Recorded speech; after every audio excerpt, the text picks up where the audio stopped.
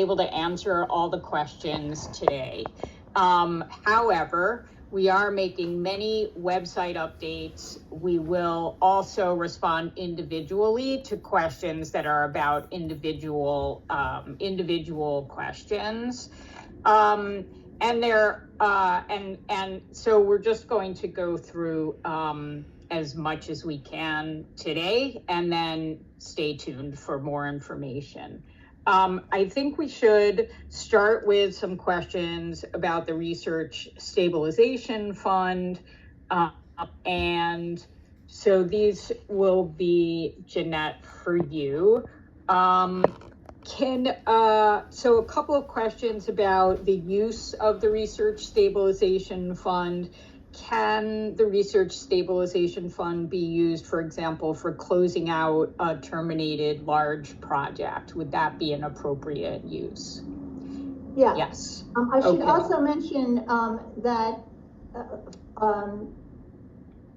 one of the reasons we're having the schools involved in looking at the applications is we are hoping that the combination of this fund that is partially funded by the university and in the VP&S case by the hospital, that if a request can be matched by the school, or part of it can be supported by the school, we do want the school to be involved. And so that the school may also be already in the process of supporting a closeout. So that's, I just wanted to make sure that people understood about the schools. We expect the school to be active participants. Okay. And another question about the use of Research Stabilization Fund. Could it be used to fund a PI's salary if, for example, the PI was on a K award? We are really looking to, you can submit that, and that will be up to the school to decide. So we are not preventing any of you from filling out an application and asking for what you want. It will be up to the school to decide a prioritization across all the requests to that school. There's a question about to that person. You may just ask your dean for advice on that. Okay. There is a question about the requirement that applicants inform their deans that they are applying for a Research Stabilization Fund grant. Does the process require something in writing back from the dean? Or is it just notification of the dean? Right now, it's just notification. If for this round, if we find that we need to tighten that in any way, we might change that for the future.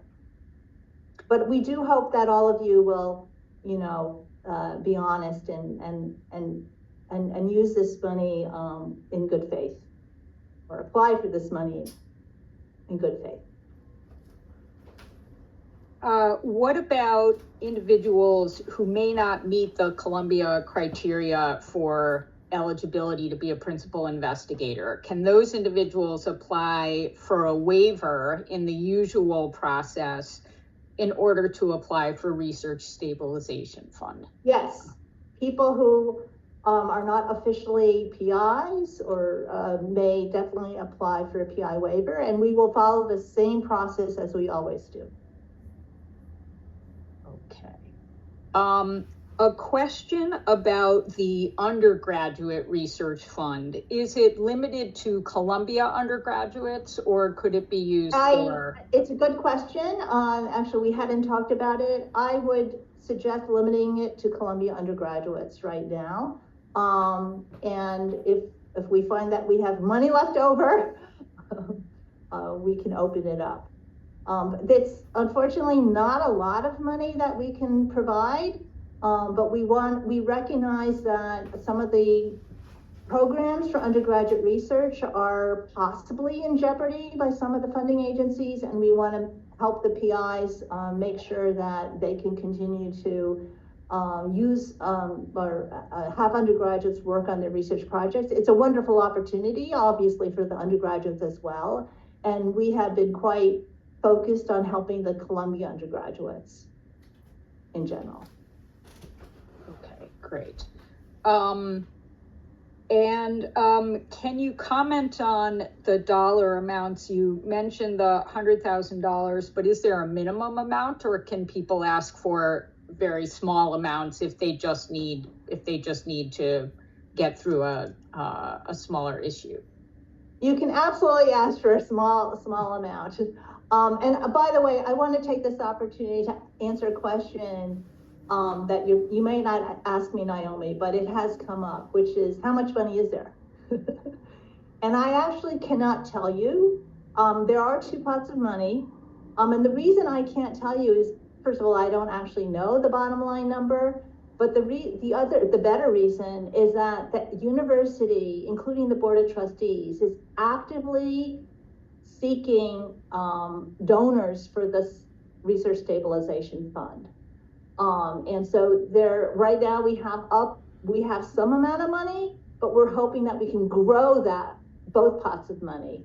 So that's another reason we want to have a couple of rounds.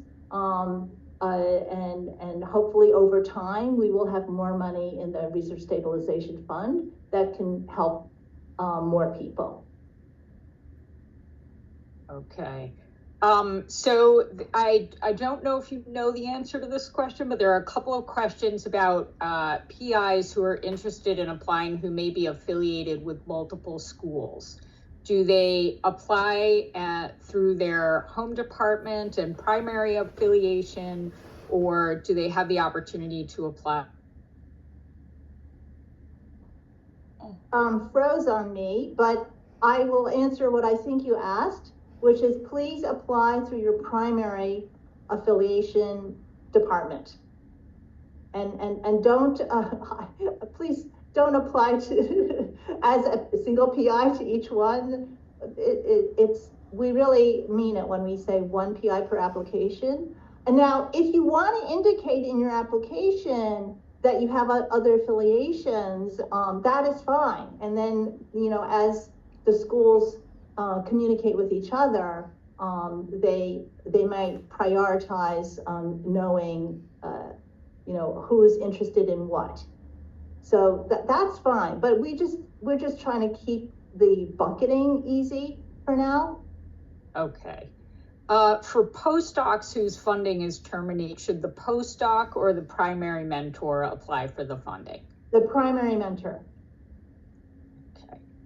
And actually that is an expected typical use, where the PI just needs, a few more months to help the postdoc finish the postdoc's research project. And that really is a perfect example of the use of the Research Stabilization Fund. 3 postdocs. Could the Research Stabilization Fund also be used to support critical staff who may not be students or postdocs? Yes. In fact, on the area number 4, where I talked about core facilities, I imagine that some of the support would go to technical staff who help support the core facilities. So yes. Okay. I think we have covered many of the questions, but not all the questions. I want to reserve some time because there are many questions for Bill. Yeah. How about as you're doing that with Bill, I'll go through the 105. Okay, and see if there are any that I can easily answer. So go ahead to Bill. Okay. Bill, a number of questions about the new IPASS process. And I think first, could you maybe just recap when the process should be used? So it's really, the IPASS it's going to be the new effective IPASS form going forward. So like I said before, there was a targeted communication that went out yesterday. There's going to be a broader communication that goes out to the rest of the community within the next week or so. So this will replace the existing IPASS. Now, really specific to these advance requests, this is going to be the process going forward. So the advances could be for either a project that you're anticipating to start, or if you're already mid-cycle on a project and you're waiting for a continuing increment that has not been received yet, in NIH parlance, it'd be a Type 5 award or a non-competing continuation. If that has been delayed, you can request through this IPASS in advance for up to 30 or 90 days. And as I said before, it would have to be with school's endorsement. Okay, and there was a question regarding what evidence might be required in the justification that the award actually is, that the agency does intend to make the award or to issue the continuation. So it can be varied. What we've seen in a number of cases now where we're waiting for NIH awards to come through, we've heard from either grants management or program staff saying, I have everything I need, but I'm holding on the award for the moment. And it could come with any additional commentary that they may have, but by at least those measures, we believe that we've fulfilled all requirements that we would do or would have in order to get that non-competing continuation. In some cases where Columbia is a subrecipient, we've heard from some sponsors saying that, yes, there's just some delay in processing the awards themselves. We expect to get your subaward out to you within the next 30 days or so, or something along those lines. But a common thread is that it's written, either confirmation or correspondence from either a prime sponsor or another prime subawardee, if it's an institution of higher education, that indicates that we have an expectation to get something. In some cases, it may include, absent that, although that is very strongly preferred, some proof that we've met any required milestones or deliverables in order to get a continuing increment. So we've met a progress report, we've submitted some other types of report or documentation to a sponsor, some evidence that shows that we are on track to receive a continuing increment, or we've met other pre-award requirements to get a project. And in some cases, schools may want to view that or weigh that against potential risk for a particular sponsor. So it can be varied. If you have any questions on what may be allowable, you can always ask. But ideally, at a bar minimum, it should be something written from a sponsor. Can you comment on what sources of funding could be used for the backstopping? Yeah, it should be unrestricted projects. And this has sort of always been the case when it comes to requesting a guarantee project or an advanced project. It would have to be an unrestricted source. You can't use other sponsored funding to act as a guarantee against a different sponsored source. So it would need to be departmental UR or gift funds or something along those lines. And can you comment on the backstopping, that who is actually ultimately responsible for the backstopping? Is it the department? Is it the school? Is it the PI? That'll vary depending upon the school itself. Usually it's a tiered approach, but ultimately the schools are the ones that are assuming risk, and they may want to weigh that risk against what level of support an individual PI or department may have to support a request that's being made. Okay. Let's turn to the no cost extension process for NIH. Can you just recap what is required to be submitted for a no cost extension, for a first time no cost extension as of now? Now for an NIH first no cost extension, what'll be required, several elements, but three things which will need to get uploaded into ERA Commons are a budget. You can use a standard NIH budget form page for this or other templates that are available. So a budget that shows what you're going to be using your unobligated balances towards. A justification, that's another separate attachment. Again, standard budget and a budget justification, describing what those sources are going to be used for. And then third is going to be a progress report. There aren't a lot of details available on how much progress needs to really be described, but I would consider it somewhat akin to what you would ordinarily describe under Section B for your research performance progress reports. Say a page or so describing what objectives have been made since your last reporting period, and also what's planned for the immediate year for the project. Likely NIH may have come back to us with questions to clarify what exactly it is we're going to be doing. I think this is going to be, just quite honestly, a little bit of a bumpy road, as NIH is trying to be able, or will be trying to be able to manage the influx of new requests that are coming through. So that's one reason why I really encourage submitting as soon as possible in order to mitigate against some of that delay that could occur. What about individuals who submitted the old way right before the new policy took effect? Would you recommend that they do anything now?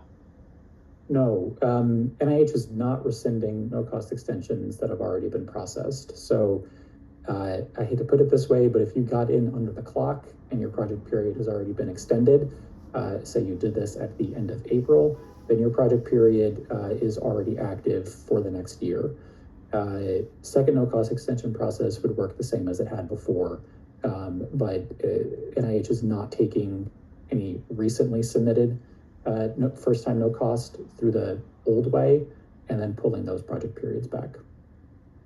We haven't seen that yet. We haven't heard of peers that have seen that yet. So, okay. Great, thank you.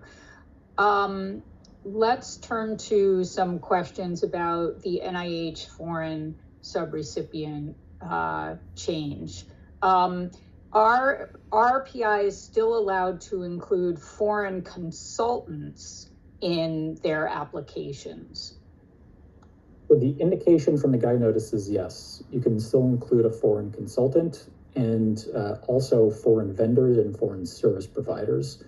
The notice does speak specifically to foreign subawardees, and there is also reference to foreign components, which is a very specific term at NIH. That this is where I mentioned there have been some inconsistencies that we've seen so far, but the notice itself does call out foreign consultants and service providers and vendors as being allowable.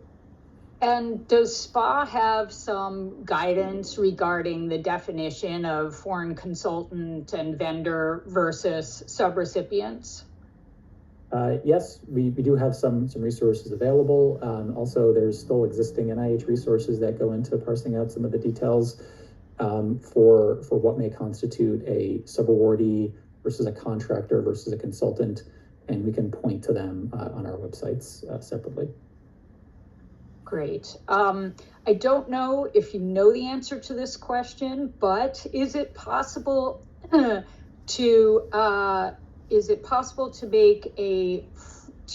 include a foreign multiple PI subaward?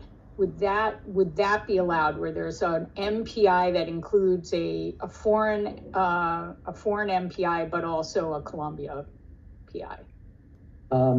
I don't know if I know the answer itself. I have an opinion for it. So I think indications now are no, but that's going to be caveated against whatever NIH's new sort of nested or linked policy is going to be, which we don't know yet. And I think, frankly, NIH grants management and program staff don't fully know yet on how it's going to be operationalized. But conceptually, there would be domestic prime awards that are still the traditional prime award hub, responsible for reporting and doing those sorts of activities, while any direct funding for in-country activities would be through a direct award from NIH to those entities. Still a lot unclear. It may be a possibility in the future. I think if this is something that you're planning in the near term, I'm not quite sure how NIH is going to work it yet. And it may need some thought on submitting this cycle versus delaying until the next cycle, and hopefully there's more information, which is a hard decision, I recognize, but I think there's just a lot of uncertainty that's out there. Okay.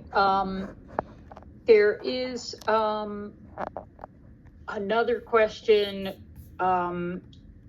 Should we anticipate awards being terminated when a foreign collaboration is required due to work being done in the foreign country? By virtue of it, there being a foreign subaward occurring in a foreign country, that's not the de facto course, at least as we best understand it, being terminated. The NIH should be reaching out to at least inquire about renegotiating those projects, moving work from foreign sites to domestic sites, and we're budgeting funds to solely domestic activities. In some cases, foreign collaborations may be near their end, and we could seek to make any contributors there, either consultants or perhaps service providers, really depending upon the nature of the work. And I want to be very careful that we're still staying true to what those definitions are. In other cases, it may be very likely that a collaboration cannot continue without a foreign sub. I said before, it's not really clear on there being a structure in place to solve that problem. So NIH did reference that they may move to bilateral termination in those cases. It's been too early to see any of this happen yet, and I haven't heard of any peers that have been going through this process for any of those situations as well. But I do think it's likely that some awards may not be able to continue without some serious restructuring. Those will be difficult situations to manage. We'll need to make sure that we work very closely with NIH grants and program staff if we do hit any of those occurrences. Great, thank you. I want to be mindful of the time, and I know, Jeanette, you may have some concluding remarks that you want to make. We have a few minutes left, so apologies to those of you whose questions we haven't answered. We will be working on it. Jeanette, do you have some final remarks? Yeah, I actually wanted to say two nitty-gritty things and then some higher level closing remarks. So one nitty-gritty thing that I want to just give a heads up to the community is we will be posting information on this process for authorization to incur expenditure if the NOA is pending. Bill covered that a lot. The PIs who are currently affected got the IPASS message from SPI yesterday. The deans, vice deans, and SBOs got a message from Ann Sullivan yesterday. But we'll post on our website a little blurb about that.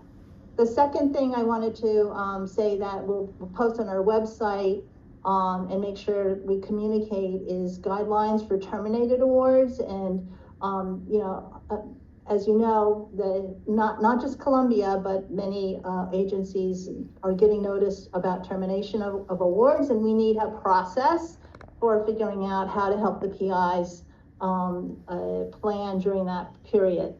So please be on the lookout for minimally an update on our website for that. And let me just make my closing remarks. I feel like some of you have said, all I get are a lot of platitudes, but I just feel like I do need to say some things that I feel very strongly about. So first, we are strong, we are resilient, we are tough. Yes, Columbia's strong, but that doesn't mean that all that we have been going through since January, and especially since early March, hasn't had an emotional toll on all of us. Frustration, anger, and despair, I get it. And I feel it too. And what we are going through with so much completely out of our control, tests our resilience and tests our grit.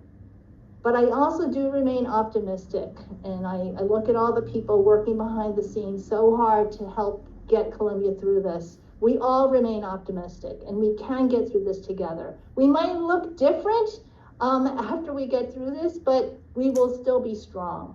And we do need to come together and support each other and to support this institution. I am very proud to be at Columbia, and as commencement nears, I want to remind everyone that we are here to train the next generation of researchers, educators, and leaders in all the disciplines we represent. And regardless of external conditions out of our control and continued uncertainty ahead, Columbia will endure, and we will always stand for academic excellence. Thank you.